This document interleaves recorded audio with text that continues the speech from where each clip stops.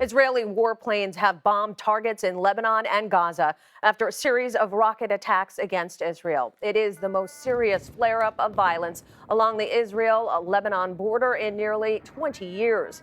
Ian Lee is following the escalating situation for us. Good morning, Ian. Good morning, Wendy. Tensions are always high around the holidays in the Holy Land, and right now we have the trifecta. It's Ramadan, Passover, and Easter, and that's a volatile combination, and the situation risks growing out of control. Overnight, Israeli warplanes hit Gaza and Lebanon. Israel says the strikes were in retaliation for dozens of rockets fired by Hamas. This marks the biggest barrage by militants from Israel's northern neighbor in 17 years. To the south, in Gaza, loud explosions rock the strip as Israel says it targeted tunnels and weapons manufacturing sites. This Palestinian resident says, "We heard a loud blast, then another that shook our house and shattered our windows." Israeli Prime Minister Benjamin Netanyahu called for calm at a cabinet meeting Thursday night and added, "We will strike our enemies and they will pay the price for any act of aggression." As dawn revealed deep craters and broken buildings, the cycle of violence continued.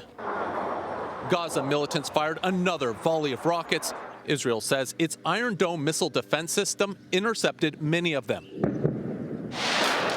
This volatile situation erupted earlier in the week after Israeli police raided Al-Aqsa Mosque in Jerusalem. Palestinians say they were praying peacefully. Israeli authorities say it was a response to rioting. And earlier this morning, the Israeli military responded to a car being shot at in the West Bank. 2 Israelis were killed, and another is in serious condition in what's being described as a terrorist attack. This sort of violence we're seeing has a way of escalating into a full-blown conflict. Wendy? Ian, how much do you think the rockets being fired from Lebanon escalate the situation?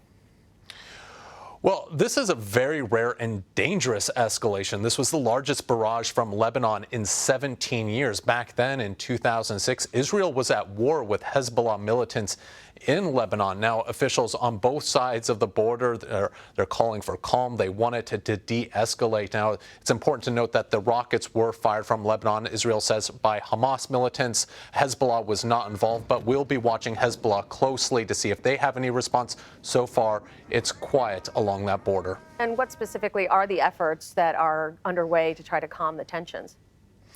Well, you have diplomats, both regional and international, who are working behind the scenes, and this happens every time, to try to calm down both sides. This really is quite cyclical. In the absence of any sort of peace process or peace agreement, we see this violence happen over and over again, whether it ebbs and flows. I was based in Jerusalem for 2 years. I've covered this story for over a decade, and you really don't see an end in sight. And while both parties' leadership of the Israelis, of the Palestinians, may try to calm things down, sometimes they're unsuccessful. It's the people on the street or the people that may go out and do something as an individual or as a group. We saw that shooting in the West Bank. We're hearing that there could possibly be retaliation to that.